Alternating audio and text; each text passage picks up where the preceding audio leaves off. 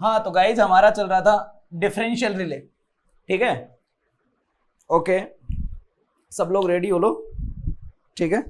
हाँ शुरू करते हैं। देखो डिफरेंशियल रिले के बारे में मैं थोड़ा बहुत आप लोगों को पहले बता चुका था, ठीक है। मैं बोला था कि इसका जो यूज लेते हैं वो कहाँ कहाँ लेते थे हम लोग। तो इसका ट्रांसफार्मर को प्रोटेक्शन करने में यूज लेते हैं हम, जनरेटर को प्रोटेक्शन करने में यूज लेते हैं, बस बार को प्रोटेक्शन करने में यूज लेते हैं। सही बात है नहीं है? तो ये सारी चीजें मैं आप लोगों से पहले डिस्कस कर चुका हूं। मैं आप लोगों को थोड़ा सा जनरेटर का फिनोमेना भी बता चुका हूं कि जनरेटर में किस तरीके से प्रोटेक्ट करता है। क्लियर है? अब मैं इसके बारे में आप लोगों को थोड़ा सा और थोड़ा एडिशनल जो फिनोमेना है इसका आप लोगों का डिफरेंशियल रिले का, वो सब में आज हम लोग डिस्कस करने वाले हैं कि ये ट्रांसफार्मर को किस तरीके से प्रोटेक्ट करता है, और जनरेटर में भी अगर इंटरनल कोई फॉल्ट क्रिएट होता है तो उसका आपके डिफरेंशियल रिले के ऊपर क्या इफेक्ट पड़ता है, और आपका प्रैक्टिकल फिनोमेना में किस किस तरीके से चेंजेस होते हैं। क्लियर है? तो हम सब कुछ इंक्लूड करने वाले हैं, छोड़ने वाले कुछ नहीं है। बस आप लोग रेडी रहिए, जो मैं पढ़ाता हूं उतने को पढ़ लीजिए। ओके मोर देन सफिशिएंट होगा आप लोगों के लिए, ठीक है। ओके तो देखिए डिफरेंशियल रिले के हम इस तरीके से देखते हैं कि सपोज दैट ये मेरा एक जनरेटर है, ये इस तरीके से ये जनरेटर है। क्लियर है? अब भाई एक बात बताओ, जनरेटर जो होता है इसमें यहां पे इस तरीके से हमारा डिफरेंशियल रिले कनेक्टेड था। सही बात है? यहां पे इस तरीके से ये आपके यहां पे कोयल कनेक्टेड थी। कौन सी कोयल थी आपकी? तो ये आपकी रेस्ट्रिक्टिंग कोयल थी, NR/2 NR/2। एक मिनट इसको थोड़ा बड़ा कर देता हूं मैं। ओके एक मिनट रुक जाओ। ये देखो जरा, ये आपका जनरेटर हो गया कुछ इस तरीके से। ओके और इसको थोड़ा दूर दूर ले लेते हैं तो आपको अच्छे से क्लियर दिखाई देगा। ओके ये कुछ ऐसा, ये एक कोयल इधर हो गई, एक इधर हो गई बेटा। ओके ये कुछ इस तरीके से, ठीक है। और ये कौन सी कोयल होती है आपकी? ऑपरेटिंग कोयल, NO से लिख देता हूं मैं, ठीक है। ये फिनोमेना कुछ इस तरीके का था, ठीक है। तो इतना हम लोग पढ़ चुके थे कि इसके नंबर ऑफ टर्न्स जो होते हैं या इनका जो रेशियो होता है वो कैसा होता है आपका? सेम होता है।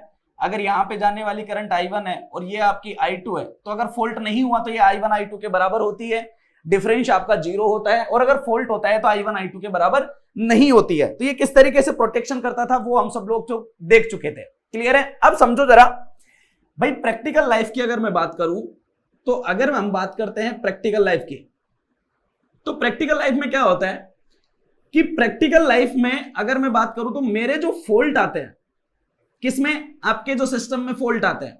क्लियर है नहीं है? तो देखो सिस्टम में फॉल्ट दो तरह के होते हैं। कौन कौन से होते हैं?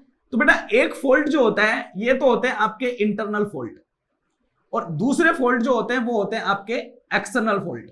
क्लियर है? अब जरा ध्यान से समझना, सपोज दैट ये जनरेटर आगे जाके किसी ट्रांसमिशन लाइन को क्या कर रहा है? सप्लाई प्रोवाइड कर रहा है। क्लियर है? अब सपोज दैट फॉल्ट आ गया इस पॉइंट पे, ये पॉइंट है मान लो P। इस P पॉइंट पे अगर फॉल्ट आ गया, सपोज दैट ट्रांसमिशन लाइन टूट के जमीन पे गिर गई, कुछ ऐसा समझ लो। तो अगर P पॉइंट पे फॉल्ट आया बेटा, तो यहां से इसमें फ्लो होने वाली करंट की वैल्यू बढ़ जाएगी। लेकिन आप जरा एक बात को समझो कि अगर यहां पे फॉल्ट P पे अगर आपका फॉल्ट आया, तो यहां पे ये I1 और I2 की जो वैल्यू होगी वो चेंज जरूर होगी, लेकिन I1 और I2 की दोनों की वैल्यू तो सेम ही रहेगी कि नहीं रहेगी? अरे बिल्कुल सही बात है। क्यों? क्योंकि भाई इसके भी इधर फॉल्ट आया है और इसके भी इधर फॉल्ट आया है, दोनों के राइट साइड में फॉल्ट आया है। सही बात है नहीं है? और देखो ये चीज मैं आपको पहले भी बता चुका था कि आपका डिफरेंशियल रिले जो होता है वो सिर्फ और सिर्फ इंटरनल फॉल्ट को रिमूव करने के लिए और इंटरनल फॉल्ट को डिडक्ट करने के लिए यूज में लिया जाता है। क्या ये फॉल्ट आपका इंटरनल फॉल्ट है? बिल्कुल नहीं है। ये आपके जनरेटर के अंदर नहीं आ रहा है, ये जनरेटर के कहां आ रहा है? बाहर आ रहा है। तो क्या ये इसको एलिमिनेट करेगा? क्या नहीं करेगा। तो जितने भी आपके एक्सटर्नल फॉल्ट होते हैं, इन एक्सटर्नल फॉल्ट के लिए बेटा आपका डिफरेंशियल रिले जो होता है वो यूज में नहीं लिया जाता है। ये डिफरेंशियल रिले एक्सटर्नल फॉल्ट्स को क्लियर करने के लिए यूज में नहीं होता है। क्लियर है? ओके अब देखो अगर फॉल्ट इंटरनल आ जाता, जैसे भाई सपोज दैट मैंने बोला ये पॉइंट आपका Q है। क्लियर है? अगर मेरा यहां पे क्या आ गया आपका, ये फॉल्ट आ गया यहां पे, अगर यहां पे फॉल्ट आ जाता तो क्या हो जाता है? I1 और I2 की वैल्यू अलग अलग हो जाएगी। सही बात है नहीं है? एक डिफरेंस क्रिएट होगा और आपकी ऑपरेटिंग कॉइल क्या होना शुरू कर देगी? ऑपरेट करना शुरू कर देगी। कैसे ऑपरेट करती है मैं बता चुका हूं आप लोगों को। क्लियर है नहीं है? तो यहां से ये क्लियर हो चुका है कि आपका जो सिस्टम होता है वो इंटरनल फॉल्ट जब आता है तो आपका डिफरेंशियल रिले जो होता है वो वर्क करना शुरू करता है। क्लियर है नहीं है? अब देखो जनरेटर में जो आने वाले जो आपके फॉल्ट होते हैं वो फॉल्ट कितने तरह के होते हैं? तो बेटा एक्चुअल में हमारे जो फॉल्ट होते हैं वो फॉल्ट होते हैं आपके कितने तरह के? 2 तरह के। कौन कौन से फॉल्ट होते हैं? तो भाई एक फॉल्ट तो होता है हमारा सिमेट्रिकल फॉल्ट, सही बात है नहीं है? और दूसरा फॉल्ट कौन सा होता है बेटा आपका? तो दूसरा फॉल्ट होता है बेटा आपका अनसिमेट्रिकल फॉल्ट। क्लियर है नहीं है? तो 2 तरह के फॉल्ट होते हैं, सिमेट्रिकल फॉल्ट और दूसरा कौन होता है? Unsymmetrical fault. क्लियर है नहीं है? फिर अनसिमेट्रिकल फॉल्ट में आपके कौन कौन से होते हैं? तो आपका SLG फॉल्ट होता है, single line to ground. Clear है नहीं है? दूसरा कौन सा होता है बेटा? डबल L फॉल्ट होता है, लाइन टू लाइन। क्लियर है? तीसरा कौन सा होता है? तो बेटा आपका डबल LG होता है, line to ground fault. Clear है नहीं है? तो 3 तरह के फॉल्ट होते हैं आपके। कौन से? अनसिमेट्रिकल। कौन कौन से होते हैं? SLG होता है, डबल L होता है और डबल LG होता है। क्लियर है नहीं है? ये किस में होते हैं? तो ये जनरेटर के अंदर जो होते हैं वो भी क्रिएट हो जाते हैं और ये जनरेटर के बाहर भी हो सकते हैं, दोनों तरफ ही हो सकते हैं। एक्सटर्नल फॉल्ट का भी क्लासिफिकेशन ऐसे ही होता है, बट एक्सटर्नल फॉल्ट पे तो आपका डिफरेंशियल रिले ऑपरेट होता ही नहीं है, तो ये हमें पढ़ने की जरूरत नहीं है डिफरेंशियल रिले के लिए। क्लियर है? लेकिन इनका फिनोमेना हमें जानने की जरूरत है। क्यों? क्योंकि अगर ऐसे फॉल्ट आएंगे तो आपका डिफरेंशियल रिले जो होगा वो ऑपरेट होगा, और जब वो ऑपरेट होगा तो किस किस फॉल्ट के ऊपर उसका इफेक्ट जो होता है वो कैसा कैसा होता है, तो ये हमें जानना थोड़ा सा जरूरी है। क्लियर है? तो मैं एक एक करके आप लोगों को बताऊंगा। क्लियर है कि सिमेट्रिकल फॉल्ट का बिहेवियर कैसा होगा और अनसिमेट्रिकल फॉल्ट का बिहेवियर आपका कैसा होने वाला है। क्लियर है? ओके हाँ, तो देखिए जरा समझना इसको, मैं इसको अरेंज करता हूं। ओके समझ गए? क्लियर है? ओके अब देखो जरा, सुनना भाई ध्यान से। सबसे पहले हम क्लियर कर लेते हैं सिमेट्रिकल फॉल्ट के बारे में। ओके देखना बेटा जरा, सिमेट्रिकल फॉल्ट। भाई सिमेट्रिकल फॉल्ट कैसा होता है? तो भाई जरा ध्यान से सुनना। प्रैक्टिकल लाइफ में क्या है कि आपका जनरेटर होता है ऐसा, 3 फेज होते हैं उसके ऊपर। एक होता है आपका R, ये दूसरा हो गया Y और ये तीसरा हो गया आपका B। क्लियर है? सपोज दैट स्टार कनेक्टेड है, ये इधर जाके जा रहा है न्यूट्रल के पास में। क्लियर है? ओके और यहां ये क्या है? ये आपका जनरेटर है, ये आपका जनरेटर है बेटा इस तरीके से। और यहां पे ये क्या है? ये इस तरीके से आपकी क्या जा रही है? सप्लाई लाइन जा रही है, ये जो आगे आपके क्या कर रही है? पावर को सप्लाई कर रही है। क्लियर है? ओके अब देखो जरा ध्यान से, अगर मुझे इनके ऊपर क्या बनाना है, अब मैं आपको क्या चाहिए भाई? मुझे यहां पे क्या बनाना है भाई? मुझे यूज करना है डिफरेंशियल रिले। सही बात है नहीं है? तो एक कोयल आप यहां बनाओगे डिफरेंशियल रिले की, दूसरी यहां, तीसरी यहां। जैसा मैंने आप लोगों को स्टार्टिंग के दिन जब कल की क्लास में सबसे पहले जब बनवाया था तो कुछ ऐसा डायग्राम था। क्लियर है? ये तीनों कोयल यहां पे, ओके, और यहां पे इस तरीके से ये आपकी रेस्ट्रिक्टिंग कोयल हो जाएगी। ठीक है? तीनों के लिए आएगी। ओके आपके इस दूसरे के लिए इस तरीके से बना देता हूं मैं। ओके समझना भाई जरा, ये तीसरे के लिए। ओके आप थोड़ा प्यारा सा डायग्राम बनाना अच्छा सा, ये इस तरीके से। ओके और ये तीनों के न्यूट्रल हो जाएंगे इस तरीके से। मैं इनको निकाल देता हूं यहां से। ठीक है? ये इनसे कनेक्टेड नहीं है, ध्यान रखना। ओके ऊपर से निकले हुए हैं ये इस तरीके से। और ये तीनों कॉइल जो होगी इनका एक फेज यहाँ पे, दूसरा यहाँ पे और तीसरा यहाँ पे भी कनेक्टेड होगा इसी तरीके से। क्लियर है? तो ये एक होगा यहाँ पे बेटा। ओके दूसरा, एक काम करता हूं मैं, ये सारे जो है वो न्यूट्रल से कनेक्टेड है, तो मैं यहाँ पे एक सिंगल कॉइल बना देता हूं, ऐसे भी समझ लो। ठीक है चलेगा, कोई बात नहीं। अब देखो यहां पे ये इसका ऑपरेटिंग कॉइल बना देता हूं मैं इधर। इसके लिए भी आपको ऑपरेटिंग कॉइल बनाना पड़ेगा बेटा, ये लो। ठीक है? इसी तरीके से इसका भी आपका ऑपरेटिंग कॉइल होगा और ये तीनों इस तरीके से कनेक्टेड होंगे। क्लियर है? और ये तीनों जो होंगे वो इसका ये मैं ऐसे कनेक्ट कर देता हूं और इन तीनों को आप ऐसा समझ लो। क्लियर है? मतलब इन तीनों के लिए अलग अलग 3 ऑपरेटिंग कॉइल है जो यहां पे कनेक्टेड है। अगर आपको कंफ्यूजन हो रहा है तो मैं इसको पूरा बना देता हूं। ठीक है? देख लो एक बार, जैसा मैंने उधर बनाया है वैसा का वैसा डायग्राम ही आपका इधर होने वाला है। ठीक है? एक बार बना देता हूं तो सारा आप लोगों के क्लियर हो जाएगा। देखो ये एक फेज हो गया, ये दूसरा हो गया और ये तीसरा हो गया। ठीक है? ये इस तरीके से 2 मिनट वेट कर लो थोड़ा सा। ओके ये इसका ये वाला कोयल है। ओके इसका ये वाला कोयल है। ठीक है? इसका ये वाला कोयल है। ठीक है? और इनके जो तीनों हैं ये तीनों यहां से इस तरीके से निकल के और कहां मिल रहे हैं? इस पे मिल रहे हैं। ठीक है? ये सारी जो कॉइल है वो कौन सी है? ये आपकी रेस्ट्रिक्टिंग कॉइल है। ठीक है? और ये वाली कॉइल्स आपकी कौन सी है, ऑपरेटिंग कॉइल है, जो सीधी लगी हुई है वो ऑपरेटिंग कॉइल है। क्लियर है? अब देखो मैं एक एक फॉल्ट को क्लियर करने जा रहा हूं और एक एक फॉल्ट को समझ लेना, इसी डायग्राम से क्लियर हो जाएगा पूरा। ठीक है, देखना भाई, सबके पहले मैं बात कर रहा हूं सिमेट्रिकल फॉल्ट। भाई सिमेट्रिकल फॉल्ट होता कैसा है? भाई सिमेट्री का मतलब समझते हो कि अगर एक के ऊपर आ गया तो दूसरे के ऊपर भी वैसा ही, तीसरे के ऊपर ऐसा ही, मतलब सबका बिहेवियर सेम होना चाहिए। भाई मेरे पास कितने फेज है? 3 फेज है, आर वाई बी 3 फेज है। क्लियर है नहीं है? मतलब अगर ऐसा हो जाए कि ये आर फेज है, ये वाई फेज है और ये बी फेज है, अगर आर वाई बी, अगर इन तीनों फेजेस के ऊपर क्या आ जाए, फॉल्ट आ जाए, मान लो सपोज दैट ऐसा हो गया कि ये तीनों की तीनों लाइन कैसे हो गई, शॉर्ट हो गई। कैसी होगी? तीनों की तीनों लाइन शॉर्ट हो गई। सही बात है नहीं है? तो इसके ऊपर भी फॉल्ट आया है, इसके ऊपर भी फॉल्ट आया है, इसके ऊपर भी फॉल्ट आया है, या ये समझ लो कि तीनों की तीनों ट्रांसमिशन लाइन टूट के कहां गिर गई, जमीन पे गिर गई। सही बात है नहीं है? तो जब आपके सिस्टम में फॉल्ट जो होता है, अगर वो तीनों फेजेज पे एक जैसा इफेक्ट क्रिएट करता है या तीनों फेजेज पे एक साथ आ जाता है, तो उसको बोलते हैं सिमेट्रिकल फॉल्ट। लेकिन अगर आपका फॉल्ट अगर अनसिमेट्रिकल कैसा होगा, समझो, अगर आपका फॉल्ट ऐसा हुआ कि ये आर है, ये वाई है, ये बी है। क्लियर है नहीं है? मान लो इनमें से कोई एक ट्रांसमिशन लाइन टूट के कहां गिर गई, जमीन पे गिर गई। भाई बाकी दो तो कनेक्टेड है ना आगे? अरे बिल्कुल कनेक्टेड है। सपोज दैट ये आर हो गया बेटा, ये वाई हो गया और ये क्या हो गया आपका, बी हो गया। अब देखो ये आर और वाई तो आगे एज इट इज कनेक्टेड है सपोज दैट, और आपका बी क्या हुआ, टूट के जमीन पे गिर गया। तो क्या हुआ, इस पे और इस पे तो फॉल्ट नहीं है, बट इस पे क्या आ गया, फॉल्ट आ गया। तो इसका बिहेवियर इन दोनों के बिहेवियर से अलग हो जाएगा कि नहीं हो जाएगा? सही बात है। क्या तीनों का बिहेवियर अलग अलग हो गया? तो अलग अलग जब बिहेवियर हो जाता है तो उसको बोलते हैं अनसिमेट्रिकल, या अनसिमेट्रिविटी क्रिएट हो चुकी है। क्लियर है? लेकिन अगर तीनों पे इक्वल इफेक्ट होता है तो उसको क्या बोलते हैं, सिमेट्रिकल बिहेवियर बोलते हैं। क्लियर है नहीं है? क्या बोलते हैं उसको, सिमेट्रिकल बिहेवियर। कोई कंफ्यूजन नहीं है? Very good, okay. अब देखो भाई जरा क्या होता है जब आपका सिस्टम होता है, जैसे अगर मैं स्टार कनेक्टेड, देखो कुछ चीजें हैं जिनको समझ लो आप। भाई सपोज दैट अगर मुझे तीनों फेजेज को बनाना होता है तो हम लोग कैसे बनाते हैं? भाई तीनों फेजेज का रिप्रेजेंटेशन कुछ ऐसा होता है। कैसा होता है? तो देखो अगर ये मेरा आर फेज है, सपोज दैट ये मैं करंट को बना देता हूं आई ऑफ आर, तो अगर मैं वाई फेज को बनाऊंगा तो इससे 120 डिग्री ऐसा ही होता है भाई, है। और अगर मैं बी को बनाऊंगा तो इधर होता है आई ऑफ बी। ये आप लोगों ने फॉल्ट एनालिसिस में पढ़ा होगा। सही बात है नहीं है?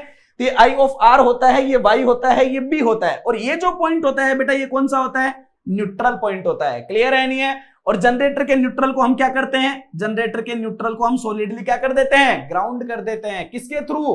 रेजिस्टेंस के थ्रू कर सकते हो आप, सॉलिडली कर सकते हो। सही बात है नहीं है? तो हम इसको क्या कर देते हैं, ग्राउंड कर देते हैं। और इसमें फ्लो होने वाली करंट को हम बेटा क्या बोलते हैं, न्यूट्रल करंट बोलते हैं। क्या बोलते हैं? इसमें हम फ्लो होने वाली करंट को न्यूट्रल करंट बोलते हैं। जैसा कनेक्शन यहां दिख रहा होगा आपको, देखो ये आर फेज हुआ, ये वाई हुआ, ये बी हुआ।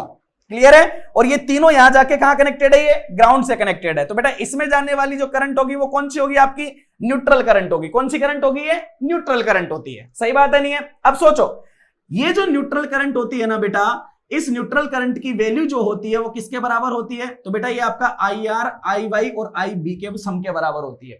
क्लियर है? अगर आपका सिस्टम अगर सिस्टम आपका कैसा है बेटा, अगर आपका सिस्टम सिमेट्रिकल है, क्लियर है, तो आई ऑफ एन की जो वैल्यू होती है वो 0 होती है। मतलब I of R plus I of Y plus I of B की वैल्यू किसके बराबर होती है? अगर तीनों का सम कर दो तो वो 0 के बराबर होती है। मतलब क्या हुआ? मतलब न्यूट्रल में कोई भी करंट फ्लो नहीं होती है। लेकिन अगर आपका सिस्टम बेटा कैसा हो जाए, अनसिमेट्रिकल हो जाए, कैसा हो जाए, अनसिमेट्रिकल हो जाए, तो आई ऑफ एन की वैल्यू जो होती है वो 0 नहीं होती है। मतलब कुछ अमाउंट ऑफ करंट आपकी कहां जाने लग जाती है बेटा, न्यूट्रल में होते हुए, ग्राउंड में होते हुए फ्लो होना शुरू हो जाती है। क्लियर है नहीं है? ओके, तो देखो अब एक एक चीज को समझते हैं। सपोज दैट ये आपका जनरेटर है, इसके अंदर, ये अंदर की बात हो गई, जनरेटर के ये इधर तो बाहर हो गया, ये अंदर की बात हो गई। सपोज दैट क्या हुआ, ओके, तो हाँ ये ब्लू है, तो जरा देखना क्या हुआ कि सपोज दैट ये तीनों के तीनों फेज है ना वो इस तरीके से शॉर्ट हो गए। समझना भाई जरा ध्यान से, क्या हुआ, ये तीनों के तीनों जो फेज है ना किसके, जनरेटर के, ये समझ लो यहां पे टर्मिनल है ना, ये यहां पे शॉर्ट हो गए। क्लियर है? अगर बेटा ये तीनों के तीनों फेज शॉर्ट हो गए तो इस पे जो फर्क पड़ेगा वही फर्क इस पे पड़ेगा और वही फर्क इस पे पड़ेगा। सही बात है नहीं है? लेकिन क्या अगर मैं बात करूं तो जैसा बिहेवियर इसका होगा वैसा ही इसका होगा, वैसा का वैसा ही इसका होगा। क्या इसकी सिमेट्रिविटी खत्म हो जाएगी क्या? बिल्कुल नहीं होगी। क्या सिस्टम अभी भी सिमेट्रिकल है? बिल्कुल सिमेट्रिकल है। क्यों सिमेट्रिकल है? मैंने यहां पे आपको बताया था कि अगर सब पे एक जैसा इफेक्ट पड़े तो सिस्टम कैसा होता है? सिमेट्रिकल होता है। और अगर सिस्टम सिमेट्रिकल होता है तो न्यूट्रल की करंट कितनी होती है बेटा? 0 होती है। सही बात है नहीं है? तो अभी भी यहां न्यूट्रल में फ्लो होने वाली करंट कितनी रहेगी? 0 रहेगी। क्या जब फॉल्ट नहीं था तो क्या पहले भी फ्लो होने वाली करंट 0 थी कि नहीं थी? अरे बिल्कुल 0 थी ना। सही बात है। क्या बिल्कुल 0 करंट थी यहां पे? हाँ बिल्कुल 0 करंट थी। तो क्या सिस्टम में अगर ऐसा फॉल्ट आ जाएगा तो अभी भी इसमें और इसमें और यहां और यहां, क्या इन पे कोई फर्क पड़ता हुआ नजर आएगा क्या? बिल्कुल फर्क पड़ता हुआ नजर नहीं आएगा। क्यों नहीं आएगा? क्योंकि बेटा पहले भी देखो, अगर आपका सिस्टम यहां पे है तो जरा ध्यान से समझना, होगा क्या? अरे होगा ये कि यहां पे इन वाइंडिंग्स में जो करंट जा रही है, क्लियर है नहीं है, वो ये प्लस ये, अगर इन तीनों का सम करोगे तो न्यूट्रल करंट 0 के बराबर आएगा। सही बात है नहीं है? तो ऑपरेटिंग करंट में भी जाने वाली, कोयल में भी जाने वाली करंट जो होगी वो कितनी हो जाएगी बेटा? 0 हो जाएगी। तो क्या ये वाला जो रिले होगा, क्या वो आपके सिस्टम में कभी भी आपके 3 फेज सिस्टम रिले में सिमेट्रिकल फॉल्ट को क्या मेजर कर पाएगा क्या? तो बिल्कुल भी मेजर नहीं कर पाता है। ध्यान रखना, अगर आप इसको में कंफ्यूजन हो रहे हो इस तीनों में, तो आप इसको ऐसे भी बना लो, आपको सिंपली भी नजर आ जाएगा। ओके, और आप इसको ऐसे समझ लो तो आपको ज्यादा क्लियर हो जाएगा। ओके, इसको ऐसे बना लो आप लोग, ये कुछ ऐसा इस तरीके से। ओके, और ये तीनों कॉइल मिलके कहां आ रही है? यहीं आ रही है न्यूट्रल पे। तो आप एक काम करो, इसको ऐसा सिंपल सा बना लो। क्लियर है? इस तरीके से बना लो। ओके, ये इस तरीके से। ओके, इसको ऐसा बना लो, आप समझ लो कि ये कोयल जो है, ये सारी की सारी कोयल्स इससे कनेक्टेड है, कुछ इस तरीके से। ठीक है? अरे बिल्कुल क्लियर है। अब देखो, क्या यहां पे अगर फॉल्ट आ जाएगा तो इस न्यूट्रल में जाने वाली करंट की वैल्यू क्या 0 हो जाएगी क्या? अरे बिल्कुल 0 हो जाएगी। क्या अगर यहां से ये तीनों अगर एक दूसरे से शॉर्ट हो गए तो क्या यहां से आगे करंट जा पाएगी क्या? नहीं जा पाएगी। नहीं जा पाएगी तो क्या इनमें भी फ्लो होने वाली करंट 0 रहेगी क्या? बिल्कुल रहेगी। बेटा यहां भी करंट 0 है, यहां भी करंट 0 है। क्या डिफरेंस आएगा क्या? नहीं आएगा। क्या ये फॉल्ट को एनालिसिस कर पाएगा क्या? नहीं कर पाएगा। क्लियर है नहीं है? तो इस चीज का ध्यान रखना, जब आपके सिस्टम में सिमेट्रिकल फॉल्ट आ जाता है तो डिफरेंशियल रिले वर्क नहीं कर पाता है, तो फिर हम लोग कौन सा रिले यूज करते हैं? तो ध्यान रखना, सिमेट्रिकल फॉल्ट को ओवरकम करने के लिए हमेशा और हमेशा ओवर करंट रिले यूज में लिया जाता है। कौन सा रिले यूज में लिया जाता है? ओवर करंट रिले यूज में लिया जाता है। क्यों? क्योंकि यहां पे देखो, सिस्टम तो आपका सिमेट्रिकल है, लेकिन बेटा फॉल्ट आ जाएगा तो करंट की वैल्यू तो बढ़ जाएगी ना। क्यों? क्योंकि फॉल्ट करंट जो होता है वो फुल लोड करंट से काफी ज्यादा हाई होता है। क्लियर है? और ओवर करंट रिले किसके ऊपर वर्क करता है? अरे इसको सिमेट्री से मतलब नहीं है, इसको ये मतलब है कि अगर करंट की वैल्यू पिकअप वैल्यू से ज्यादा हो गई तो ये डायरेक्ट ऑपरेट करना शुरू कर देता है। क्लियर है? तो सिमेट्रिकल फॉल्ट को कौन रिमूव करेगा? ओवर करंट रिले रिमूव करेगा। क्लियर है नहीं है? Okay good. अब मैं चलता हूं अनसिमेट्रिकल फॉल्ट पे। क्लियर है? देखो मैं इसी में बना देता हूं, बार बार ओके नहीं बना पाऊंगा तो इसी में समझ लो आप। ठीक है? देखो बेटा, इसमें ही समझ लो। अगला है आपका अनसिमेट्रिकल रिले। भाई अनसिमेट्रिकल रिले कितने तरह के थे? तो अनसिमेट्रिकल रिले जो थे आपके, वो आपके, देखो मैं इसको यहां से इसको थोड़ा सा हटा देता हूं। ठीक है, स्पेस मिल जाएगा आपको। देखो, तो उसमें 3 तरह के थे। तो पहला देखते हैं हम एसएलजी फॉल्ट। नाम पूरा याद है ना इसका? बेटा इसको बोलते हैं single line to ground fault. Clear है? ओके, देखो एसएलजी फॉल्ट क्या हुआ, अगर कोई एक ट्रांसमिशन लाइन, अगर ये इसका कोई एक फेज टूट के कहां गिर जाए? जमीन पे गिर जाए। क्लियर है नहीं है? तो अगर ये जमीन पे गिर गया तो क्या बेटा इसमें से आगे करंट जा पाएगी क्या? नहीं जाएगी। क्या ये करंट तो, क्या ये तो आपका पहले की तरह कनेक्टेड है? बिल्कुल कनेक्टेड है। क्या ये तो पहले की तरह कनेक्टेड है? बिल्कुल कनेक्टेड है। तो सिस्टम का बिहेवियर होगा क्या ऑपरेटिंग कॉइल का? तो देखो यहां पे आपको आई ऑफ, देखो आर जो, ये आई ऑफ आर है, ये आई ऑफ वाई है, और ये आपका आई ऑफ बी है। क्लियर है? देखो आई ऑफ आर मिलेगा क्या आपको? नहीं मिलेगा। इसकी वैल्यू कितनी हो जाएगी? 0 हो जाएगी। क्यों? क्योंकि आई ऑफ आर तो पूरा यहां चला गया। क्लियर है? तो ये आई ऑफ आर किसके बराबर हो जाएगा? ये आपका फॉल्ट करंट के बराबर हो जाएगा, जो यहां से, यहां पे कॉइल पे नहीं मिलेगा आई ऑफ आर। क्लियर है? लेकिन यहां तो होगा फॉल्ट करंट के बराबर। बिल्कुल सही है। क्या आई ऑफ वाई होगा क्या? भाई जितना भी फ्लो होगा आगे जाएगा। आई ऑफ बी होगा क्या? बिल्कुल होगा। तो बेटा क्या यहां ऑपरेटिंग कॉइल में अगर इधर वाले में अगर आप बात करो तो टोटल करंट कितनी जा रही है? I of Y plus I of B. सही बात है कि नहीं? कितनी जा रही है?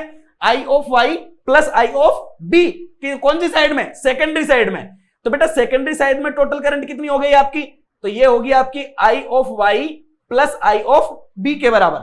क्लियर है। अब प्राइमरी साइड में कितनी होगी, तो सोचो अगर आप यहां पे बात करोगे तो बेटा यहां से करंट जा रही है आई ऑफ आर, यहां से कितनी जा रही है आई वाई, ये कितनी है आई बी।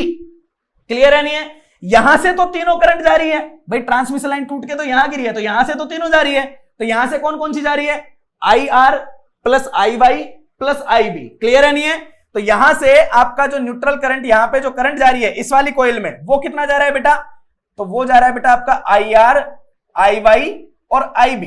क्लियर है नहीं है। अब देखो डिफरेंशियल रिले क्या करेगा, डिफरेंशियल रिले दोनों करंट्स में क्या करेगा, डिफरेंस को क्रिएट करेगा कि भाई प्राइमरी वाली जो करंट ट्रांसफॉर्मर है और सेकेंडरी वाला जो करंट ट्रांसफॉर्मर है, दोनों की वाइंडिंग की करंट जो है उसमें डिफरेंस कितना है। तो देखो यहां पे I R plus I Y plus I B तीनों का सम है, यहां पे कितना है I Y plus I B है, तो बेटा डिफरेंस कितना हुआ दोनों में, आई ऑफ आर के बराबर हुआ। सही बात है नहीं है। आई ऑफ आर क्या फॉल्ट करंट के बराबर है, बिल्कुल सही बात है। तो क्या इसमें ऑपरेटिंग कॉइल में जो करंट जाएगी, क्या वो ऑपरेटिंग कॉइल में जो करंट फ्लो होगी वो फॉल्ट करंट के बराबर फ्लो होगी कि नहीं होगी, अरे फॉल्ट करंट के बराबर फ्लो होगी कि नहीं होगी, बिल्कुल होगी। तो जब इसमें फॉल्ट करंट के बराबर करंट जाएगी तो क्या डिफरेंशियल रिले ऑपरेट होगा क्या, अरे बिल्कुल ऑपरेट होगा। अगर वो बिल्कुल ऑपरेट होगा तो क्या वो आपका जो सिस्टम है उस सिस्टम को वो एनालिसिस करेगा और वो क्या इस फॉल्ट को रिमूव कर देगा क्या, बिल्कुल रिमूव कर देगा। क्लियर है नहीं है।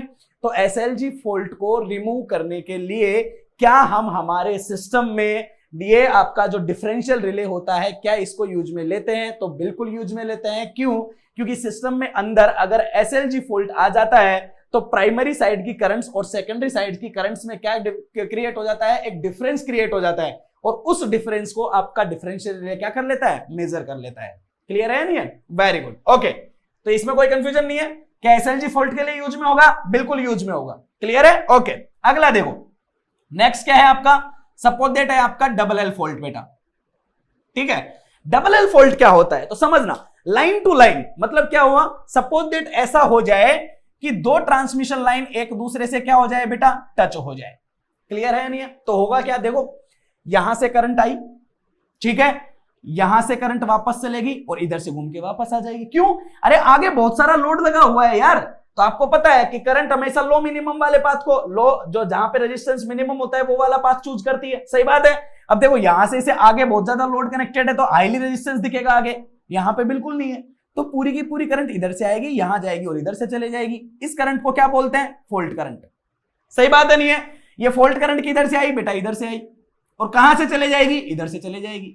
सही बात है नहीं है। तो इस सबको देख के आप लोग क्या लिख सकते हो, तो भाई इस सबको देख के मैं एक बात लिख सकता हूं, जरा देखो क्या लिख सकता हूं मैं। तो भाई क्या मैं ऐसा बोल सकता हूं, इसको मैं हटा देता हूं। ओके, तो देखो यहां से करंट आई, इधर से घूम के वापस चले गई, तो भाई मैं ये बोल सकता हूं कि मेरा आई ऑफ आर जो है ना वो इधर से आया, ये बराबर है आई ऑफ एफ के, और आई ऑफ वाई मैंने ऐसे माना है तो मेरा आई ऑफ वाई बराबर है मेरा माइनस ऑफ आई एफ के। क्यों, क्योंकि ये करंट इधर से जाके इधर जाएगी। क्लियर है कि नहीं है, वेरी गुड। क्या इसमें कोई फॉल्ट आया है क्या, आई ऑफ बी पे नहीं आया है, तो क्या मेरा आई ऑफ बी तो एग्जैक्टली वैसा का वैसा ही रहेगा जैसे पहले था, तो इसमें कोई कंफ्यूजन नहीं है। बिल्कुल सही बात है, बिल्कुल सही बात है। अब जरा ध्यान से देखो भाई मेरे न्यूट्रल में करंट कितनी जाएगी, भाई मेरे न्यूट्रल में करंट होती क्या है, अरे आपके न्यूट्रल में जो करंट होती है ना बेटा वो होती है आई आर आई वाई और आई बी। क्लियर है नहीं है। अगर किसी को इन तीन तीन से कंफ्यूजन हो रहा है ना, तो जैसे मैंने यहाँ पे सिंगल बनाया है वैसे आप भी यहाँ पे एक सिंगल बना लेना, सिंगल बना लेना। क्लियर है, वो भी चलेगा। ओके, हाँ कोई कंफ्यूजन नहीं है। ओके देखो, तो आई ऑफ एन कुछ ऐसा हो जाएगा। क्लियर है ओके। अब देखो अगर इसमें आप वैल्यूज पुट करोगे तो क्या मिलेगा बेटा, आई ऑफ आर की वैल्यू आई एफ है, देखो जरा, आई ऑफ वाई कितना है, माइनस आई एफ है, और आई ऑफ बी सेम ही है। इन दोनों की वैल्यू कैंसिल आउट, तो क्या न्यूट्रल में जाने वाली करंट किसके बराबर आ रही है, आई ऑफ बी के बराबर आ रही है। मतलब आपका प्राइमरी साइड का जो आपका करंट ट्रांसफार्मर है उसकी वाइंडिंग में जो करंट जाएगी वो वाइंडिंग में करंट बेटा आपकी किसके बराबर जाएगी, आई ऑफ बी के बराबर जाएगी। क्लियर है ना यहां से, सही है। अब देखो जब बेटा अगर आप बात करो सेकेंडरी तरफ की, तो सेकेंडरी तरफ की एक बात बताओ, यहां से आई ऑफ आर आई पूरी इधर से चलेगी और वापस इधर से चलेगी। क्लियर है।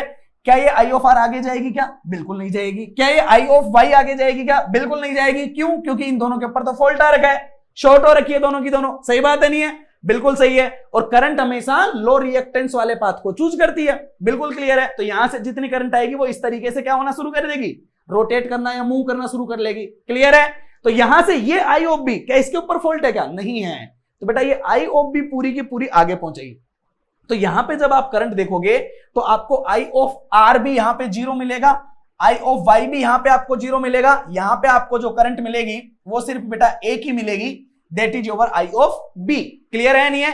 तो प्राइमरी करंट ट्रांसफार्मर में भी आई ऑफ बी गई और सेकेंडरी साइड भी कितनी जा रही है, आई ऑफ बी ही जा रही है। क्या दोनों में कोई डिफरेंस क्रिएट हुआ क्या, बताओ जरा, कोई डिफरेंस क्रिएट हुआ दोनों में, नहीं क्रिएट हुआ है, क्लियर है नहीं है। कोई बच्चा ऐसा ना समझ ले, कई बच्चे ऐसे कंफ्यूजन में ना आ जाए कि अगर मैं इस फेज पे देखूं तो क्या ये वाला ऑपरेटिंग कॉइल तो क्या सर ये वाला तो ऑपरेट करेगा, क्योंकि यहां पे आई ऑफ आर आई एफ के बराबर है, यहां पे आई ऑफ आर जो है वो आपका 0 है। तो इसमें तो डिफरेंस क्रिएट हो गया, डिफरेंस क्रिएट हो गया तो ये तो ऑपरेशन क्रिएट करेगा, क्लियर है। कोई ऐसा ना समझ ले, क्यों, क्योंकि बेटा ये 3 फेज का सिस्टम है, ये ओवरऑल जो फिनोमिना होता है उस ओवरऑल फिनोमिना के ऊपर वर्क करता है। ये एक ही रिले है, ये ऐसा नहीं है कि आर फेज के लिए अलग रिले है, वाई के लिए अलग है और बी के लिए अलग है, ऐसा नहीं है। ये मैंने सिर्फ क्या किया है, आपको एक 3 फेज का रिप्रेजेंटेशन दिखाया है, क्लियर है। तो ये जो वर्क करता है ये ओवरऑल करंट्स के ऊपर करता है, क्लियर है। ऐसा नहीं है कि यहां पे अगर मान लो ये आई ऑफ आर आपको आई ऑफ एफ के बराबर दिख रहा है और ये 0 के बराबर दिख रहा है, तो कोई ये बोल दे कि सर इस पे तो ये ऑपरेट कर लेगा, ये वाला भी ऑपरेट कर लेगा और ये वाला ऑपरेट नहीं करेगा, क्लियर है नहीं है। तो ऐसा नहीं होता है, क्लियर है। ये ओवरऑल ही वर्क करता है। ये सिर्फ और सिर्फ मैंने आपको क्या दिखाया है, एक 3 फेज का रिप्रेजेंटेशन दिखाया है, क्लियर है।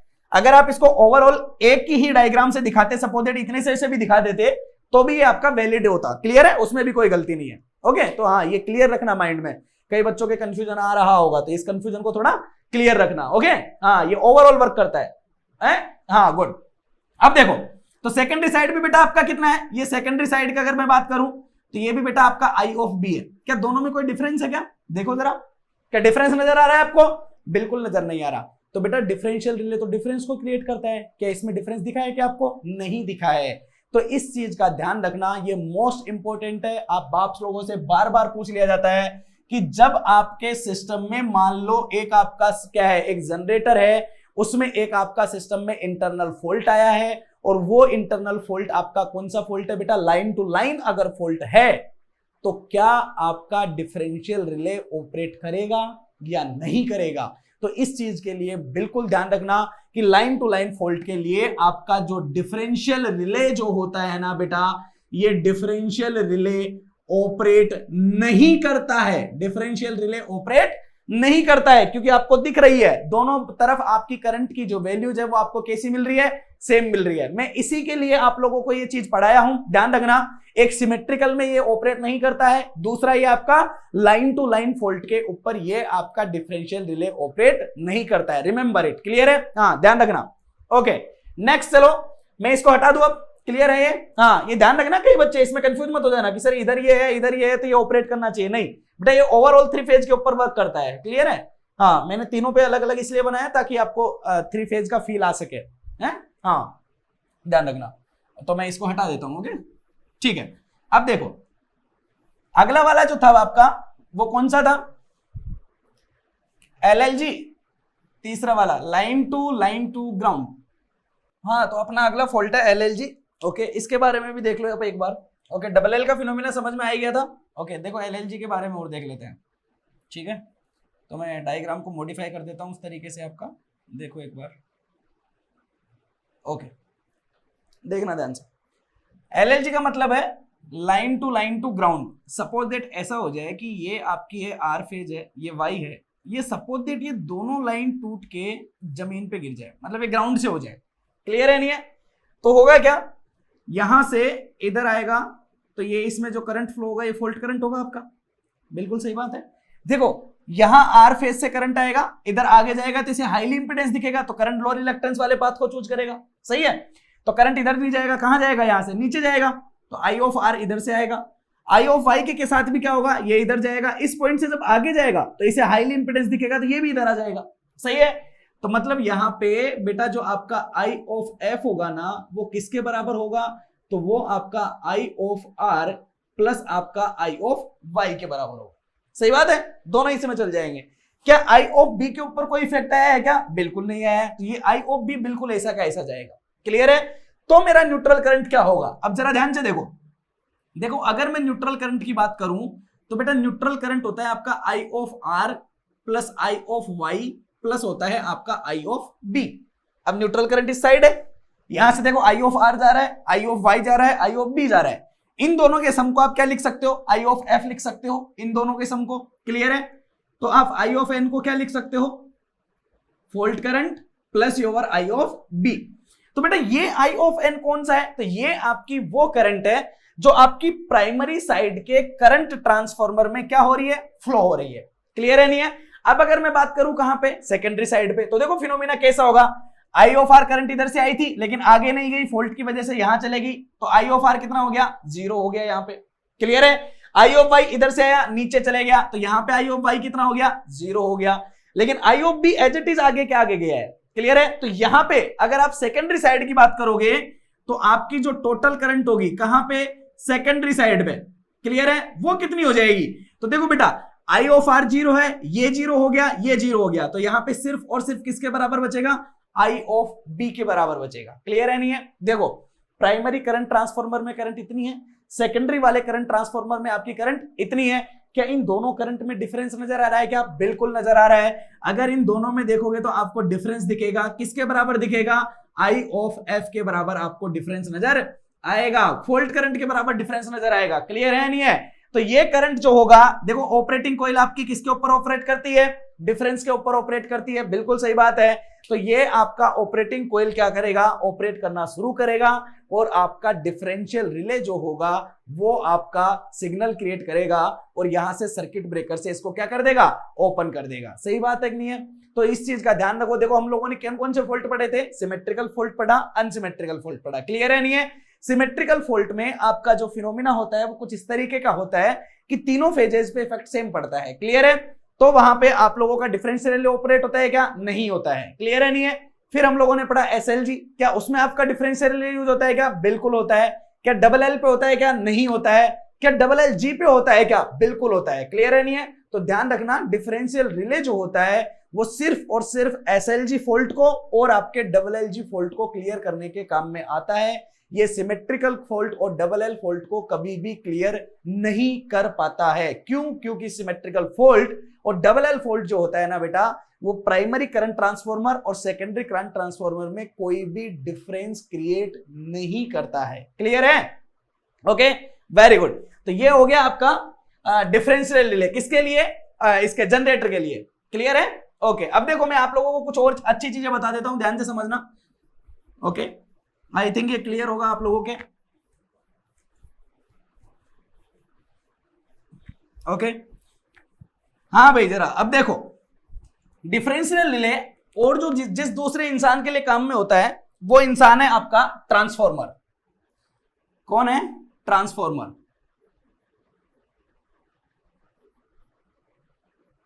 ओके, देखो क्या होता है, तो भाई ट्रांसफार्मर कैसा, ट्रांसफार्मर का जो फिनोमिना होता है वो फिनोमिना कैसा होता है, तो जरा उसको भी जरा समझ लेते हैं। क्लियर है? सपोज दैट ये एक ट्रांसफार्मर है, नॉर्मली बना देता हूं मैं, एक वाइंडिंग बना देता हूं ट्रांसफार्मर की। सपोज दैट ये आपका ट्रांसफार्मर, ट्रांसफार्मर में दो साइड होती है, पता ही है, एक प्राइमरी साइड होती है, कौन सी होती है? सेकेंडरी साइड होती है। क्लियर है नहीं है? और ट्रांसफार्मर का क्या होता है भाई? ट्रांसफार्मर का टर्न रेशियो होता है। क्लियर है? ओके, मान लो इसका टर्न रेशियो है आपका 1:n। क्लियर है? 1:n टर्न रेशियो है इसका। ठीक है, तो अगर सपोज दैट यहां से करंट अगर आपकी कितनी जा रही होगी? I1 जा रही होगी, तो 1:n रेशियो अगर इसका होगा तो यहां पे जाने वाली जो करंट होगी वो करंट आपकी कितनी हो जाएगी? क्लियर है? तो वो करंट आपकी कितनी होगी? देखो n टाइम्स, अगर वोल्टेज होता तो n टाइम्स बढ़ जाता, तो यहां पे करंट कितनी हो जाएगी? I1/n के बराबर। अभी मैं कोई फॉल्ट वोल्ट की बात नहीं किया हूं। क्लियर है? ओके, अब देखो इसको प्रोटेक्ट करने के लिए मैं इस पे यूज करना चाह रहा हूं डिफरेंशियल रिले। तो आपको पता है डिफरेंशियल रिले हम दोनों साइड कनेक्ट करते हैं। क्यों? क्योंकि डिफरेंशियल रिले किसको क्लियर करता है? तो भाई डिफरेंशियल रिले हमारा क्लियर करता है किसको? आपके सिस्टम में आने वाले अनसिमेट्रिकल फॉल्ट को। क्लियर है या नहीं है? Very good. ओके, अब भाई जरा ध्यान से सुनना, ये है आपकी कौन सी कॉइल? Operating coil. क्लियर है? ओके, ये आपका करंट ट्रांसफार्मर है, प्राइमरी साइड, ये भी आपका करंट ट्रांसफार्मर है। कौन सी साइड? Secondary side. क्लियर है? अब सुनना, करंट ट्रांसफार्मर का रेशियो अगर आप बात करोगे तो यहां पे करंट कितनी जा रही है? तो I1 जा रही है। यहां पे करंट कितनी जा रही है? I1 बाई N के बराबर जा रही है। क्यों जा रही है? अरे भाई आपका बीच में कौन है? ये आपका ट्रांसफार्मर है। क्लियर है? और ट्रांसफार्मर की प्रॉपर्टी होती है कि वो आपके करंट या वोल्टेज को जो होता है वो टर्न रेशियो से क्या करता है? अफेक्ट करता है। क्लियर है नहीं है? अगर 1:n का रेशियो है तो करंट को I1 बाई N कर देगा। क्लियर है नहीं है? और अगर आपका वोल्टेज की बात करोगे तो वोल्टेज आपका n टाइम्स क्या हो जाएगा? बढ़ जाएगा। क्लियर है? ओके, अब सुनना, अगर मैं बात करूं ये आपका जो करंट ट्रांसफार्मर है, सपोज दैट इसका टर्न रेशियो आपका 1:k है। कितना है आपका टर्न रेशियो? 1:k है। अगर यहां पे जाने वाली करंट, अगर इधर से आने वाली करंट I1 है, तो अगर आपके इस करंट ट्रांसफार्मर की प्राइमरी वाइंडिंग में अगर I1 करंट जा रही है और इसका रेशियो अगर 1:k है, तो यहां पे जाने वाली करंट को ये कितना बना देगा? K into I1।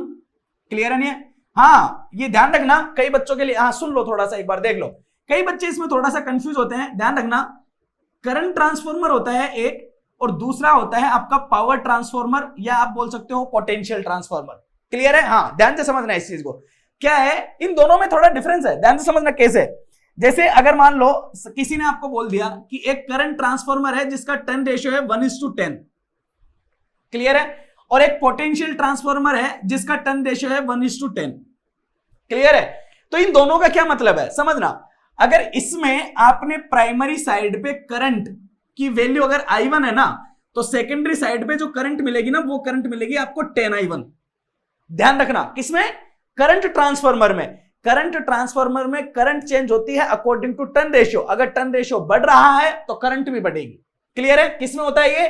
Current transformer में होता है। अगर आप बात करो पोटेंशियल ट्रांसफार्मर या आपका पावर ट्रांसफार्मर, तो उसमें क्या होता है?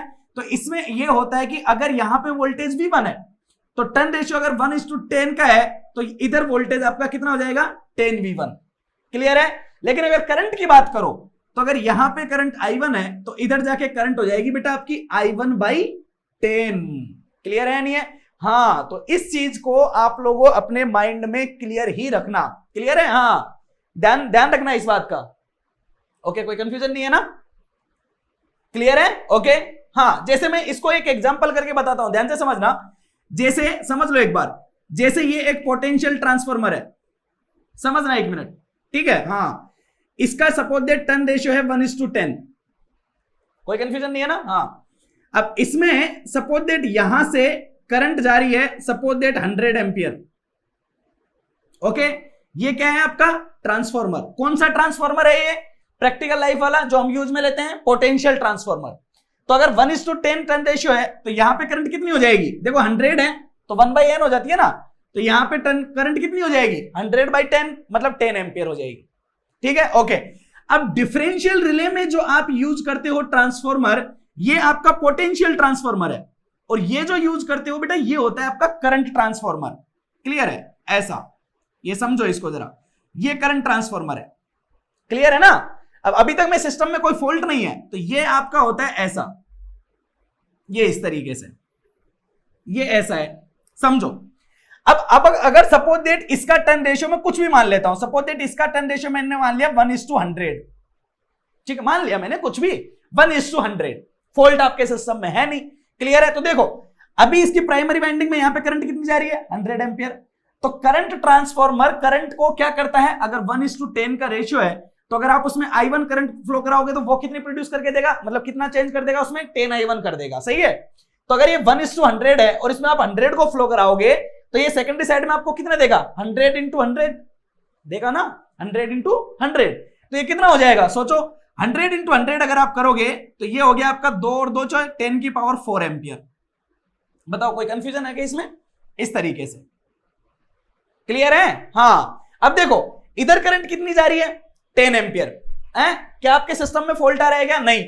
अगर सिस्टम में फॉल्ट नहीं आ रहा है, तो क्या आपका ऑपरेशनल जो रिले होना चाहिए, क्या वो ऑपरेट करना चाहिए? क्या नहीं करना चाहिए? अगर नहीं करना चाहिए, तो इसके सेकेंडरी साइड भी करंट उतनी ही जानी चाहिए जितनी करंट आपके पहले वाले करंट ट्रांसफार्मर के सेकेंडरी में गई है। कितनी गई है यहां पे? 10⁴। तो यहां भी कितनी होनी चाहिए? 10⁴ होनी चाहिए।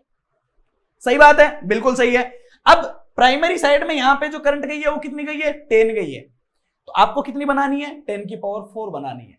समझो बात को, कितनी बनानी है, 10 की पावर 4 बनानी है, क्योंकि यहां पे आपने 1:10 का यूज लिया ना बेटा, तो ये 10 हो गया, तो 10 की पावर 4 बनानी है। तो आपको क्या करना पड़ेगा, आपको कैसा यूज में लेना पड़ेगा, तो क्या मैं ऐसा यूज में लूं कि अगर मेरी यहां पे 10 एम्पियर अगर मैंने भेजी तो वो 10 एम्पियर आपकी कितने में कन्वर्ट हो जानी चाहिए, 1000 में कन्वर्ट हो जानी चाहिए। 1000 नहीं है ये, तो 10 की पावर 4 है। क्लियर है? तो मतलब मैं बोल सकता हूं कि यहां पे आपका टर्न रेशियो 1:1000 के बराबर होना चाहिए।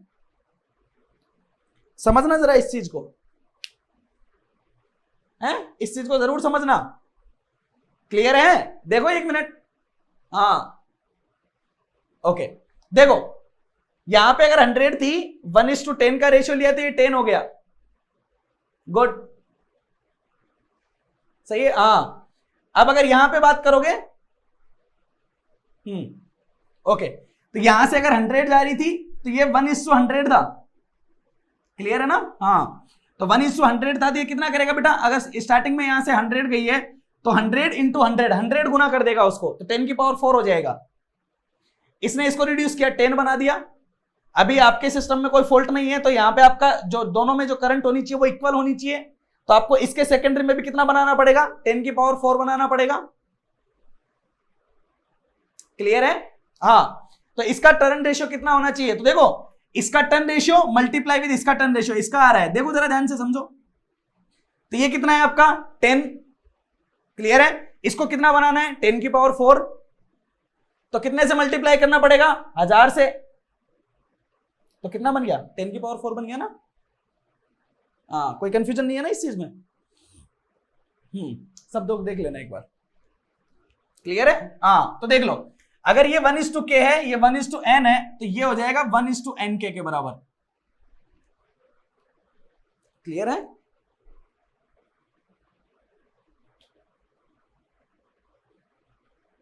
ठीक है, तो यहां से करंट आ रही है आपकी KI1, ओके, और यहां से जो करंट आएगी आपकी वो भी आपकी किसके बराबर आएगी, K इंटू I1 के बराबर आएगी। कोई कंफ्यूजन नहीं है ना? क्लियर है सब? ओके, हाँ अब समझ लो, ये तो मैंने आप लोगों को बेटा एग्जैक्टली फिनोमेना बताया है कि किस तरीके से अगर प्राइमरी साइड का करंट ट्रांसफार्मर का टर्न रेशियो अगर 1:k है तो सेकेंडरी साइड का टर्न रेशियो कितना होगा, तो 1:nk के बराबर होगा। क्लियर है? ध्यान रखना, कई कई जगह जो होता है वो बुक्स में आप लोगों को ऐसा भी देखने को मिल सकता है, ध्यान से सुनना। वो क्या करेगा, वो यहां पे आपको करंट बताएगा बेटा I1 और यहां पे आपको करंट बता देगा I2। क्लियर है? यहां पे टर्न रेशियो बता देगा 1:k और यहां पे भी टर्न रेशियो बता देगा 1:k। बोल देगा दोनों का टर्न रेशियो कैसा है, सेम है। यहां पे करंट बता देगा I1, यहां पे करंट बता देगा I2, फिर यहां पे फ्लो होने वाली करंट को वो कितना बता देगा, तो वो बोल देगा यहां पे जाने वाली करंट बता देगा वो K इंटू I2। क्लियर है? तो वो सेम बना देगा जैसा आपका किसमें है, जनरेटर में है। क्लियर है? तो गलत ये भी नहीं है, गलत वो भी नहीं है। क्लियर है? अगर वो इसको K इंटू I2 बोलेगा तो बोलेगा कि जब KI1 KI2 के बराबर होगा तो आपके सिस्टम में फॉल्ट क्रिएट नहीं होगा। तो भाई KI1 KI2 के बराबर कब होगा, तब जब भी होगा ना जब आपका I2 I1/n के बराबर होगा। समझ में आया बात, समझ रहे हो? क्लियर है? हाँ, तो पहले ही मैंने क्या किया है, आपको एग्जैक्ट फिनोमिना बताया है, और ये जो मैंने एग्जांपल दिया है वो मैंने यही चीज क्लियर करने के लिए दी है, क्योंकि कभी कभी क्या होता है ना, वो आपका अंदर की नॉलेज चेक करने के लिए वो आप लोगों से ऐसे भी पूछ लेता है कि अगर प्राइमरी साइड का टर्न रेशियो इतना है, ट्रांसफार्मर का टर्न रेशियो इतना है, तो सेकेंडरी वाले का टर्न रेशियो कितना होगा बताइए। क्लियर है? हाँ, तो कभी कभी ऐसे क्वेश्चन भी वो पूछ लेता है आपसे। क्लियर है? तो ये माइंड में क्लियर रखना, क्योंकि अगर आप I2 वगैरह ऐसे लेके करोगे तो आपको ये क्लियर नहीं होगा, है ना?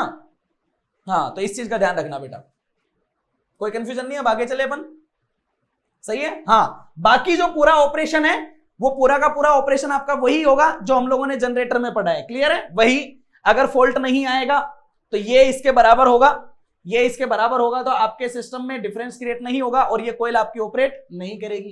क्लियर है? अगर आपके सिस्टम में फॉल्ट आए थे, दोनों करंट बराबर नहीं होगी, ऑपरेटिंग कोयल में करंट जाएगी और ये आपका रिले ऑपरेट करेगा। सेम फिनोमेना, बिल्कुल कोई कंफ्यूजन नहीं है ना, वही पुरानी वाली चीजें, सब कुछ वही है। क्लियर है पूरा? Okay, very good. ओके, अब ध्यान से सुनना जो बात मैं बताने जा रहा हूं। क्लियर है? हाँ, सुनना। देखो क्या हुआ था, जब हम लोगों ने मैंने आप लोगों को जब जनरेटर पढ़ाया था तो वहां पे मैंने यहां पे इस तरीके से 2 कॉइल और यूज की थी,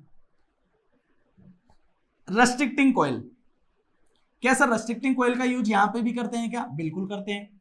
क्यों करते हैं? अरे तो भाई जरा याद करो, रेस्ट्रिक्टिंग कॉइल का फिनोमिना क्या था बेटा? रेस्ट्रिक्टिंग कॉइल का फिनोमिना ये था कि अगर आपका ट्रांसफॉर्मर ये प्राइमरी वाला और सेकेंडरी वाला अगर आइडेंटिकल नहीं है, किसकी वजह से? सैचुरेशन पॉइंट की वजह से।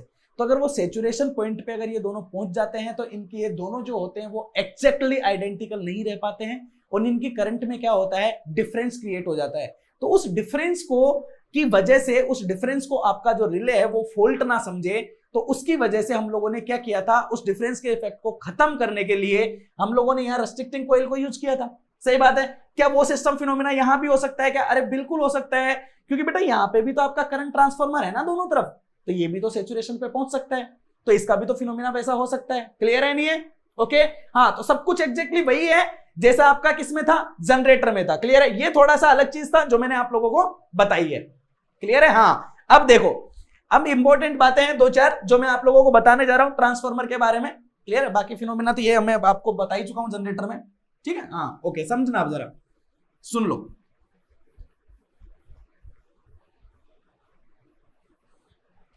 हाँ देखना भाई जरा ध्यान से।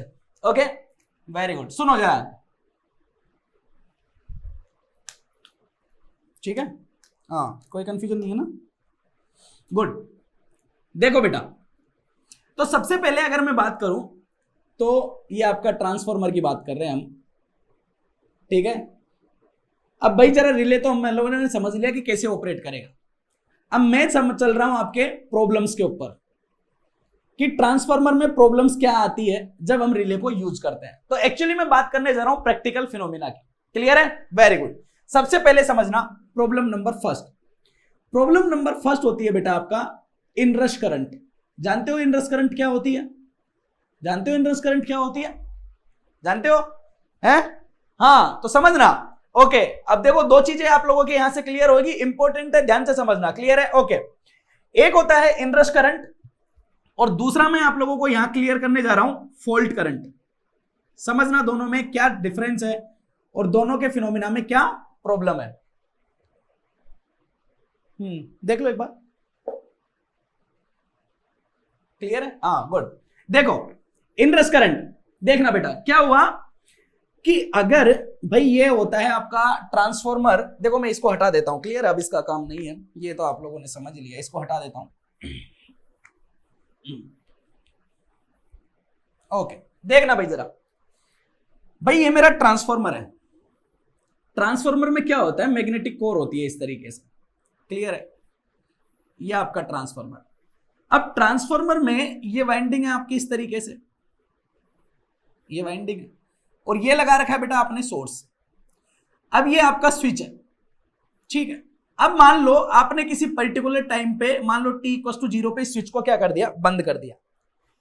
अब जब तक आपने इस स्विच को बंद नहीं किया था ना, जब तक आपके इसमें कोई करंट थी क्या? नहीं थी। जैसे ही स्विच को बंद करोगे ना बेटा, तुरंत इसमें इस तरीके से करंट का फ्लो होना शुरू हो जाएगा। क्लियर है? लेकिन यार आप एक बात बताओ, शायद सपोज दैट आपने t=0 पे इसको बंद नहीं कर रखा है, ये ओपन है, लेकिन ये जो आपकी कोर है, ये जो कोर होती है हमारी, ये कोर कौन सी होती है बेटा? ये कोर होती है आपकी फेरोमैग्नेटिक। कौन सी कोर होती है? फेरोमैग्नेटिक। और फेरोमैग्नेटिक कोर का एक फिनोमिना होता है that is called your BH curve. ठीक है? आप अच्छे से बना लेना, ऐसा ही होता है। ओके चलो ध्यान से देख लो, ऐसा होता है। ठीक है? इनिशियली ऐसे, फिर ऐसे जाके, फिर ऐसे जाके, अच्छे से बना लेना, ऐसा होता है। क्लियर है? ये वाला पॉइंट जानते हो क्या कहलाता है बेटा? ये वाला पॉइंट होता है आपका रेजिडुअल फील्ड।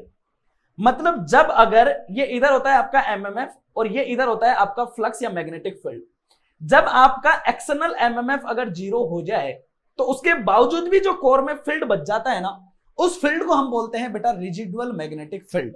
समझ में है? तो होता क्या है, जैसे ही आपका जो सिस्टम होता है ना, ये सिस्टम में जब इस स्विच को आप कनेक्ट नहीं करते हो, जब ये ओपन रहता है, तो यहां पे आपका जो MMF होता है, suppose that number of turns आपकी मान लो N1 है, और अगर इसमें MMF की बात करो तो MMF क्या होता है? MMF होता है बेटा आपका number of turns multiply with current. सही है? अगर आपका सोर्स कनेक्टेड नहीं है तो इसमें करंट नहीं होगी, करंट नहीं होगी तो आपका MMF कितना? 0। अगर एमएमएफ 0 तो कोर में जो फील्ड होगा वो किसके बराबर होगा? रेजिडुअल फील्ड के बराबर होगा। ये बात सही है, बिल्कुल सही है। अब जैसे ही आपने स्विच को क्या किया, ऑन किया, अब देखो स्विच को ऑन किया तो जिस इंस्टेंट ऑफ टाइम पे आप जैसे ही स्विच को ऑन करोगे, एमएमएफ 0 था, अब एकदम से स्विच ऑन हुआ है, देखो स्विच ऑन हुआ है ना, तो आपका जो ये कोर है ना, इस पे जैसे आप फील्ड अप्लाई करते हो ना, तो धीरे धीरे धीरे धीरे मैग्नेटिक फील्ड बढ़ता है या घटता है। अब आप इंस्टेंट ऑफ टाइम पे जब आप एमएमएफ जब आप अप्लाई करोगे इसके ऊपर, तो आपके सिस्टम का फिनोमिना क्या होगा? तो बेटा सिस्टम का फिनोमिना ये होता है कि आपका जो एमएमएफ होता है ना, ये एमएमएफ बेटा आपका होता है फ्लक्स मल्टीप्लाई विद रिलक्टेंस। होता है कि नहीं होता है? बिल्कुल सही बात है ना। अब देखो ये एमएमएफ है आपका n इंटू आई, अब ये हुआ आपका फ्लक्स और ये हुआ आपका रिलक्टेंस।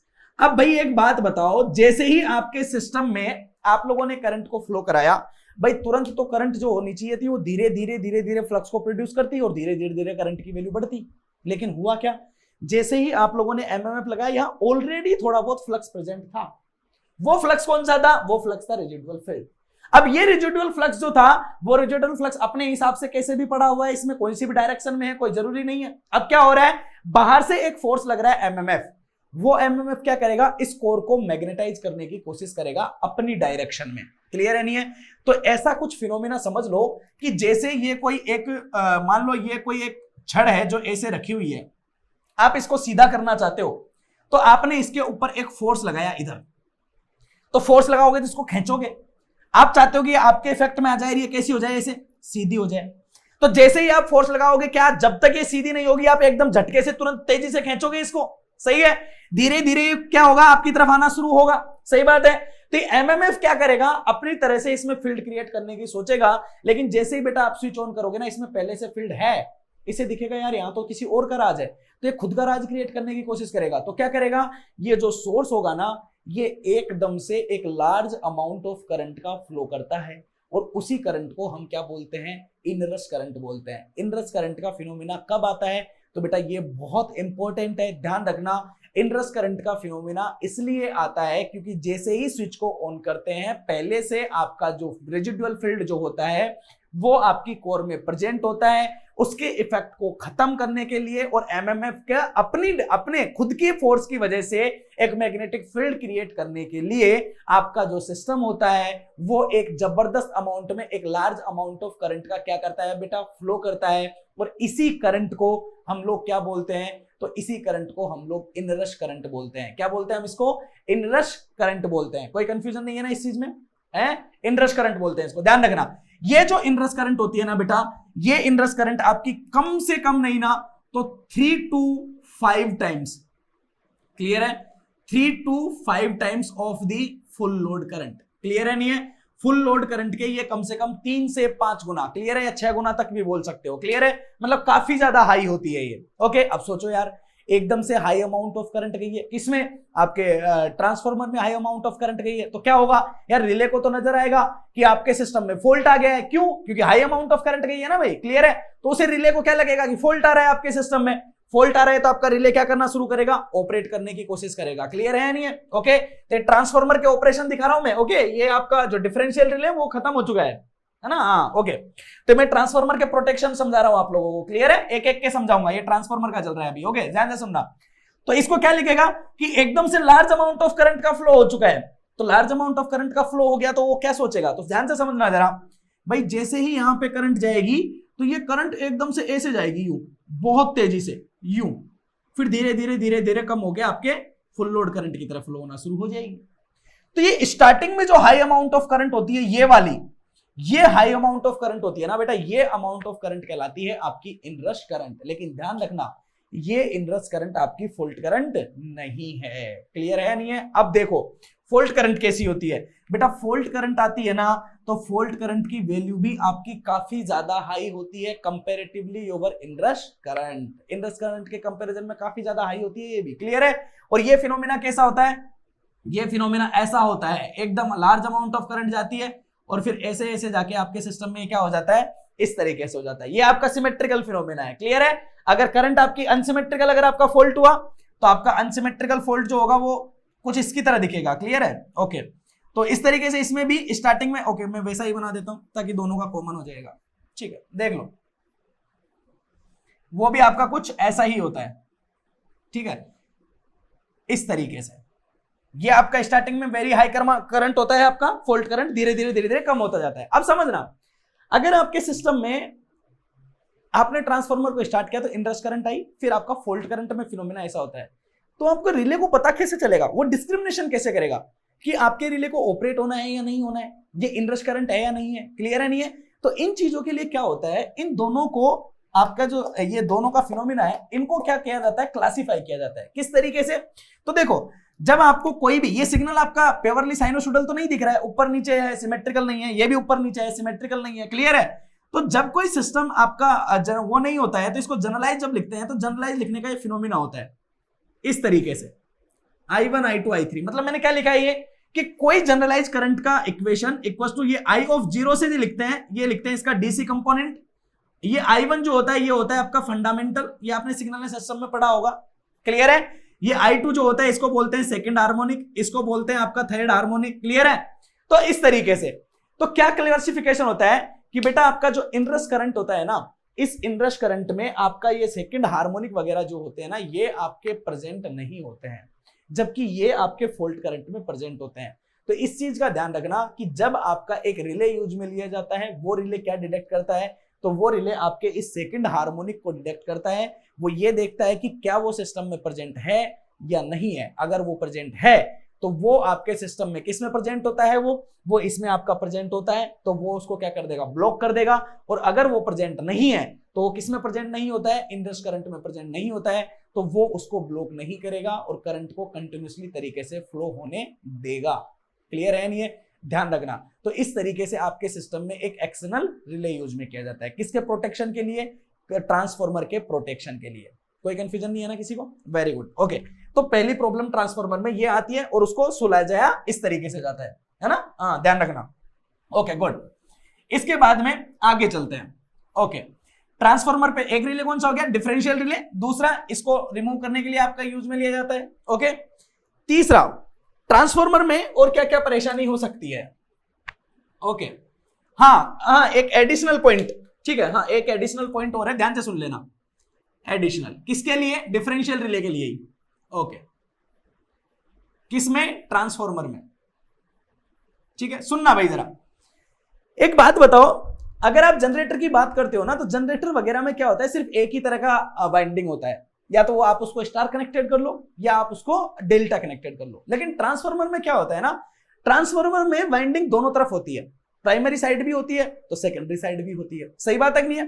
तो प्राइमरी दोनों साइड होती है। अब आपका प्रैक्टिकल लाइफ में सिस्टम कैसा होता है, 3 फेज होता है, क्लियर है। अब 3 फेज के कनेक्शन होते हैं 2 तरह के, कौन कौन से हो सकते हैं भाई, प्राइमरी भी हो सकता है और सेकेंडरी भी हो सकता है, सही बात है नहीं है। अब देखो, अगर आप लोगों का सपोज दैट ये प्राइमरी साइड है और ये है सपोज दैट आपका सेकेंडरी साइड, अब हो क्या रहा है तो समझना जरा ध्यान से भाई। मेरे जो कनेक्शन होते हैं ना, वो कनेक्शन बेटा 2 तरह के होते हैं, कौन कौन से होते हैं, तो एक कनेक्शन होता है बेटा आपका स्टार और दूसरा कनेक्शन होता है आपका डेल्टा, क्लियर है। सपोज दैट मेरे पास एक ट्रांसफार्मर है, इसका प्राइमरी कनेक्शन स्टार है और सेकेंडरी कनेक्शन आपका कौन सा है, डेल्टा है, क्लियर है नहीं है। तो होगा क्या, तो समझो भाई जरा, अगर आप लोगों ने स्टार कनेक्शन को अगर बनाया तो इसका बिहेवियर कैसा होगा, तो आपको पता है ना स्टार कनेक्शन कैसा होता है। तो बेटा स्टार कनेक्शन ऐसा होता है, देखो समझना जरा, अगर सपोज दैट ये I ऑफ R है तो आपका Y इससे 120 लेग करेगा और B इससे भी 120 लेग करेगा, यही फिनोमिना होता है, बिल्कुल करेक्ट है, ओके। तो ये आपकी कौन सी करंट है, ये आपकी फेज करंट है, क्लियर है। अब स्टार में तो फेज और लाइन दोनों सेम ही होती है, सही बात है नहीं है, ओके। या आप इनको वोल्टेज मान लो, जो भी आपको मानना है मान लो, क्लियर है। आपका वोल्टेज होगा V ऑफ R भी यही होगा, V ऑफ Y भी यहां होगा और V ऑफ B भी यही होगा, क्लियर है ना, क्लियर है। तो ये सारे फेज वोल्टेज हो गए। अगर आपको लाइन का फिनोमिना बनाना है तो क्या बनाओगे, सपोज दैट आपने बनाया V ऑफ RY, क्लियर है, लाइन वोल्टेज हो गया, VR माइनस VY होगा, कोई कंफ्यूजन नहीं है ना, हाँ वेरी गुड। VR ये रहा, VY बनाओगे तो इधर आएगा, क्लियर है। ये क्या हो गया, ये हो गया minus of VY, VR plus minus of VY, अगर इन दोनों को जोड़ोगे तो आपको यहां पे जाके मिलेगा, क्या मिलेगा, ये मिलेगा आपको V ऑफ RY, क्लियर है, अरे सही है ना, हाँ। तो अब जरा ध्यान से समझो फिनोमेना क्या हुआ। फिनोमिना ये हुआ कि अगर ये सिस्टम है आपका, तो इसमें देखो ये आपका एंगल है 120 डिग्री, ये भी टोटल है आपका 120 डिग्री, ये इसके बीच में से गया तो ये कितना हो गया 60, और ये 60 हो गया तो ये कितना बचा 30 डिग्री। मतलब आपका फेज वोल्टेज और लाइन वोल्टेज के बीच में एक स्टार कनेक्शन जो होता है उसमें जो डिफरेंस होता है फेज एंगल में वो कितना होता है 30 डिग्री का डिफरेंस होता है कि नहीं होता है? बिल्कुल सही है। अगर मैंने बनाया होता डेल्टा, क्या बनाया होता मैंने डेल्टा, तो देखो डेल्टा कनेक्शन ऐसा होता है, क्लियर है। अब डेल्टा कनेक्शन में क्या है भाई, अगर तुम डेल्टा बनाओगे तो डेल्टा का फिनोमेना तुम्हें पता है कि डेल्टा में लाइन वोल्टेज और फेज वोल्टेज सेम होते हैं, सही बात है नहीं है? तो सपोज दैट ये लाइन वोल्टेज आ गया, तो इसको आप डेल्टा का वोल्टेज मान लो, इसको आप किसका वोल्टेज मान लो, इसको आप वोल्टेज मान लो किसका, आपका स्टार कनेक्शन का, क्लियर है। तो क्या आप ये बोल सकते हो कि जब आप स्टार से डेल्टा में जाते हो या डेल्टा से जब स्टार में आते हो तो दोनों में जो फेज का डिफरेंस क्रिएशन हो जाता है ना, वो फेज में डिफरेंस क्रिएट हो जाता है कितने का 30 डिग्री का। कितने का डिफरेंस क्रिएट हो जाता है 30 डिग्री का डिफरेंस क्रिएट हो जाता है, क्लियर है। अब देखो 30 डिग्री का डिफरेंस क्या करता है, ध्यान से समझना। जैसे ये एक सिग्नल है, मैं दो सिग्नल लिख रहा हूं, ध्यान से सुनना। जैसे मैंने लिखा v1 ऑफ t, बेटा मैंने लिखा vm sin ओमेगा t, ठीक है। दूसरा सिग्नल लिखा मैंने v2 ऑफ t, और ये मैं लिख रहा हूं बेटा जैसे vm sin of omega t, clear है, माइनस थीटा डिग्री से लैग कर रहा है, क्लियर है, ओके। तो मैंने क्या किया, इन दोनों सिग्नल्स को बनाया, एक सिग्नल मैंने ये बना दिया, ठीक है, दूसरा सिग्नल मैंने यहां से, ओके, लैग करवाना है, लीड करवाना है, लैग करवाना है, तो यहां से ये थीटा डिग्री से मैंने ये लैग करवा दी, क्लियर। देखो क्या दोनों का मैग्नीट्यूड सेम है, दोनों का मैग्नीट्यूड सेम है, क्या दोनों की फ्रीक्वेंसी सेम है, फ्रीक्वेंसी सेम है। लेकिन बेटा आप किसी भी पर्टिकुलर इंस्टेंट ऑफ टाइम पे देखोगे ना इन दोनों को, सपोज दैट इस इंस्टेंट ऑफ टाइम पे आपने मेजर किया तो एक की वैल्यू इतनी है और दूसरे की वैल्यू इतनी है, क्या दोनों की वैल्यू में आपको डिफरेंस नजर आएगा कि नहीं आएगा? क्या डिफरेंस नजर आएगा कि नहीं आएगा? बिल्कुल आएगा। किसकी वजह से आया डिफरेंस? इस फेज एंगल की वजह से आया, जिसकी वजह से लैग या लीड कर रहा था, सही बात है नहीं है? तो क्या अगर आपके सिग्नल में चाहे उनका मैग्नीट्यूड सेम हो, चाहे उनकी फ्रीक्वेंसी में कोई चेंज ना हो, लेकिन अगर प्राइमरी साइड या सेकेंडरी साइड में अगर आपका कोई फेज डिस्प्लेसमेंट पाया जाता है तो उन दोनों में जब आप मेजर करते हो तो आपको क्या क्रिएशन नजर हुआ होता है? डिफरेंस। आपको एवरी इंस्टेंट ऑफ टाइम पे आपको दोनों सिग्नल में क्या दिखता है? एक मैग्नीट्यूड में डिफरेंस नजर आता है। और बेटा आपको डिफरेंशियल रिले में पता होना चाहिए कि डिफरेंशियल रिले तो डिफरेंस के ऊपर ही ऑपरेट करती है, क्लियर है।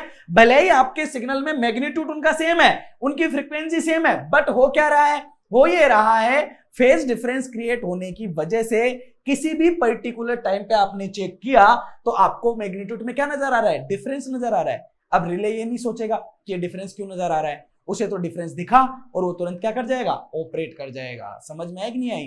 तो ये आपके ट्रांसफार्मर में एक प्रॉब्लम होती है। ये कब होती है? ये प्रॉब्लम तब क्रिएट होती है जब आपका प्राइमरी और सेकेंडरी साइड का जो कनेक्शन होता है वो डिफरेंट होता है। मतलब एक साइड आपका स्टार डेल्टा हो या आपका कनेक्शन कैसा हो? डेल्टा स्टार हो, क्लियर है नहीं है?